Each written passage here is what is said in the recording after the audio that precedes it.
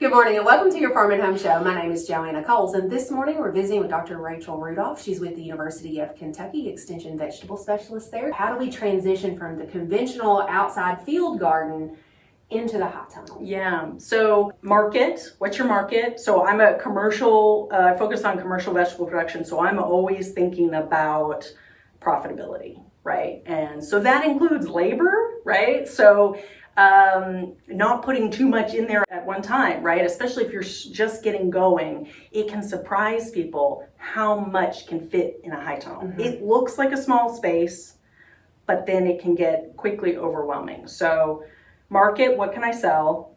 What do I have the ability to manage, mm-hmm. right? And that includes not just planting and fertilizing, but harvesting. So a lot of times that harvesting component really creeps up on people, and harvesting tomatoes can take a lot of time. Also, making the most use of that space. So the benefit of high tunnels is that you can grow up. And so you wouldn't necessarily want something that's going to take a lot of ground space, like pumpkins, for mm-hmm. example, right?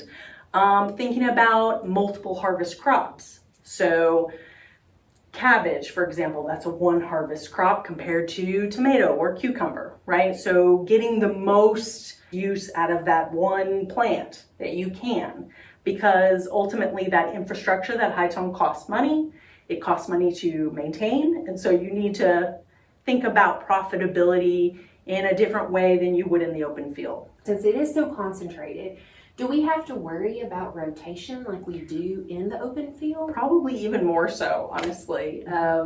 So yeah, thinking about rotation. So a lot of people have more than one high tunnel, and that opens up your rotational options, right? So you can grow your solanaceous, your nightshade crops in this tunnel, and maybe cucurbits in another tunnel, or your leafy greens, right? And rotate them.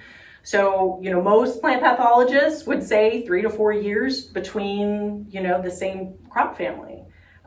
So ideally you would still follow that kind of rule, even though it may be challenging because you've got this really nice infrastructure you want to make the most out of. Another thing to think about is, some things just grow completely fine in the open field. We don't need to put them in the high tunnel, right? Right. So thinking about, a lot of cold crops grow really well outside, and they're very tolerant to cold temperatures. So you don't necessarily need to put them in the high tunnel. Right. And things like strawberries, they grow well in the open field. However, the advantage of growing them in the high tunnel is we get them a little bit. You get them a little earlier, yes, right. But it takes up a lot of time. And those are low growing, right? And so you're not, usually with strawberry production, you're not taking advantage of that vertical space in the mm-hmm. high tunnel. And you mentioned tomatoes, but growing tomatoes in the high tunnel is different from growing them in the open field. It is. So a lot of people have the urge to plant them closer together. Mm-hmm. So in the open field, you're usually constrained by your equipment, right? Okay, I need these beds to be on 6 foot or 8 foot centers because that's what my tractor is, right? In the high tunnel, you can squish things in, and that may lead to a cascade of issues, right? It's disease, less ventilation.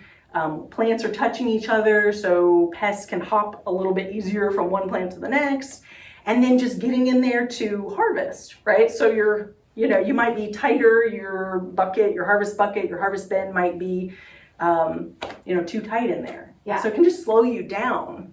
And I think the management of growing tomatoes in the high tunnel yes. is more than field production. Pruning can be a lot. Yeah, because you want good airflow, yes. you want good movement in there so we don't have those problems. We always get calls like, what about figs or blackberries, or what can I put in there? And they really need to look at all the things that you mentioned. Yes, right. So, okay, figs. How many fig trees could you fit in one high tunnel? Probably not that many, mm-hmm. So thinking about profitability, what you can manage, what you can get in there, what's the best use of that space. Thinking vertically, in many cases, cucumbers, tomatoes, those kind of things can be vertical. And, the different seasons, the benefits of growing in, November. You can still grow things in November. Not everything, but certain things can do really well in high tunnels between November and March, and, try to take advantage of that. Thanks for watching and have a great day. If you have questions about today's topic, please call the Warren County Extension Office at the number on your screen. Thanks for watching and have a great day.